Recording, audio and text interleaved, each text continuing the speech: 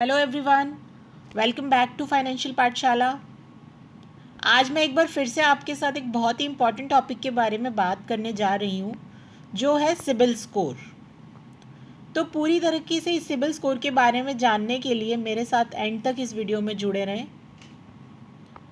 जैसा कि हम अपने हेल्थ चेकअप के लिए डॉक्टर के पास जाते हैं और डॉक्टर हमें एडवाइस करते हैं कि हमारे लिए क्या सही है और क्या सही नहीं है, ठीक उसी तरीके से हमारा जो फाइनेंशियल हेल्थ का इंडिकेटर होता है वो है सिबिल स्कोर।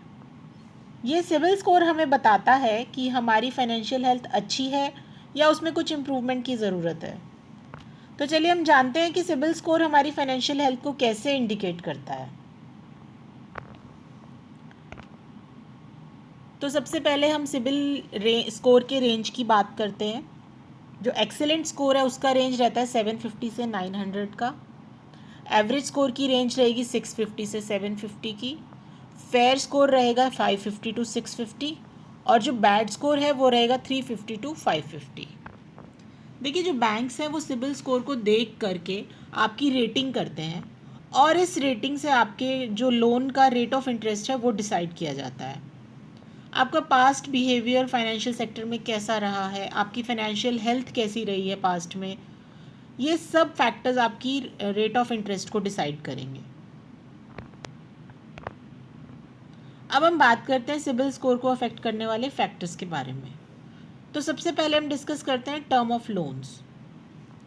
सपोज़ आपने कोई व्हीकल लोन लिया है जो कि जनरली 7 साल का रहता है, पर आपने इसे किसी प्राइवेट बैंक से 10 साल का ले लिया है, क्योंकि प्राइवेट बैंक्स कई बार दे देते हैं ज़्यादा टर्म के लिए भी।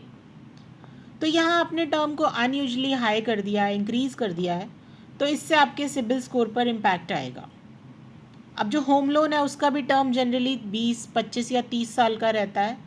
तो अगर आप इसको लोअर कर देंगे, एक्सेप्शनली लोअर कर देंगे टर्म को, तो उससे भी आपके ऊपर बर्डन आएगा और आप बढ़ा देंगे तो आपका सिबिल अफेक्ट होगा। तो आपको कोई भी हो, व्हीकल लोन हो, होम लोन हो या बिजनेस लोन हो, उसको वाइजली सेलेक्ट करना है ताकि आपके ऊपर उसका बर्डन भी ना आए और आप उसको रीपे भी कर पाएँ इजीली। जो नेक्स्ट फैक्टर रहेगा जो सिबिल स्कोर को अफेक्ट करता है वो है ईएमआई वर्सेस अमाउंट। सपोज आपकी ईएमआई को देखकर पता लग जाना चाहिए कि आपका हाउस लोन है, आपकी जो ईएमआई है वो हाउस लोन की जा रही है या किसी और लोन की या बिजनेस लोन की या कि कोई भी और लोन की जा रही है, वो आपकी ईएमआई को देखकर पता लग जाना चाहिए। ठीक उसी तरह अमाउंट को देखकर पता लग जाना चाहिए कि आपका लोन क्या है। जैसे हम किसी फंक्शन के लिए, जिस भी फंक्शन के लिए जाते हैं उसके हिसाब से ड्रेसअप होते हैं, ठीक उसी तरीके से जो आपकी ईएमआई है it should be commensurate to the type of loan and its amount and tenure. Next factor की हम बात करेंगे वो है रीपेमेंट स्केड्यूल। इसमें हम बात करते हैं स्टेप अप ईएमआईज। इसका मतलब क्या है? जैसे आपकी इनकम ग्रेजुअली इंक्रीज़ होती है, क्या आपकी ईएमआईज भी इंक्रीज़ होती हैं? अगर आपने ईएमआईज को भी इंक्रीज़ किया है या स्टेप अप किया है ग्रेजुअली, यानी कि इनको ग्रेजुअली बढ़ाया है, तो आपका सिबिल स्कोर ऑब्वियसली अच्छा आएगा। और यदि आप बुलेट पेमेंट्स करते रहते हैं बीच बीच में, मान लीजिए आपके पास फाइनेंसेस अवेलेबल हैं तो आप बीच में बुलेट पेमेंट करते हैं, तो वो भी आपके सिबिल को इम्प्रूव करेगी। अब है टर्म रिडक्शन। सपोज़ आपने 10 साल के लिए कोई लोन लिया है और दो साल तक उसको चलाने के बाद आपको इसका टर्म रिड्यूस करा के 5 साल तक कराना है, तो आपने इसका टर्म रिड्यूस कर दिया, तो इससे भी आपका सिबिल स्कोर बढ़ेगा। Next step down EMIs.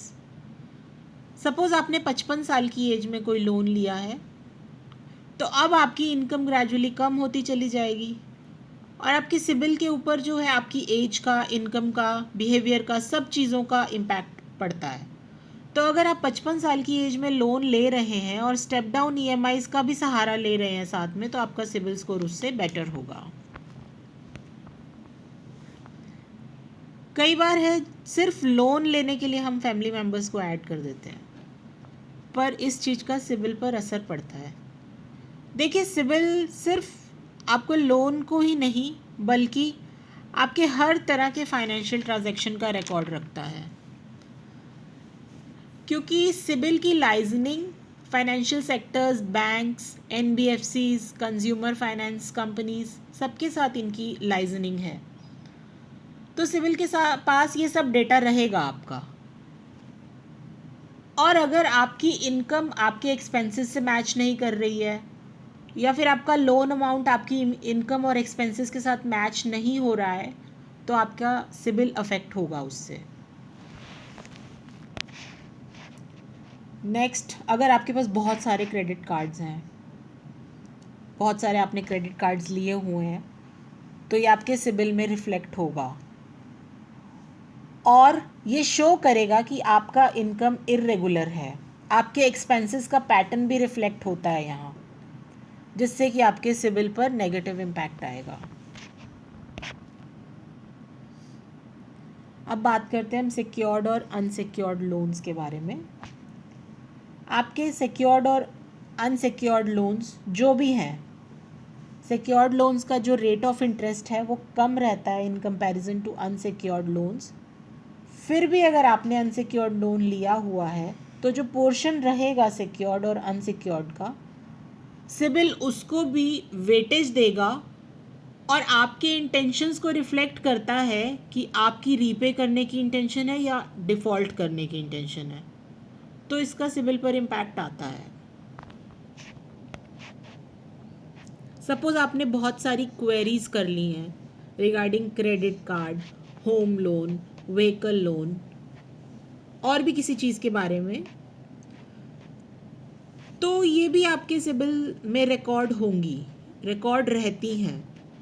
तो जैसे जैसे आपकी नंबर ऑफ क्वेरीज बढ़ेंगी, आपका सिबिल स्कोर रिड्यूस होगा, इट विल गो डाउन। अगर आपने एफडी के अगेंस्ट कोई लोन लिया है, तो ये भी सिबिल स्कोर को नीचे करेगा, डाउन करेगा। और अगर आपने बहुत सारे कंज्यूमर लोन लिए हैं, जैसे कि टीवी का, एसी के लिए, फ्रिज के लिए, तो ये भी आपके सिबिल में रिफ्लेक्ट होगा और आपके स्कोर पर नेगेटिव इम्पैक्ट डालेगा। तो आज की वीडियो में मेरी तरफ से बस इतना ही था। अगर आपको ये वीडियो पसंद आई हो तो इसे लाइक कीजिए और अपने फ्रेंड्स और फैमिली के साथ शेयर ज़रूर कीजिए। और इस तरह के और वीडियोस देखने के लिए हमारे चैनल को सब्सक्राइब ज़रूर कीजिए। Thank you for watching. Have a good day.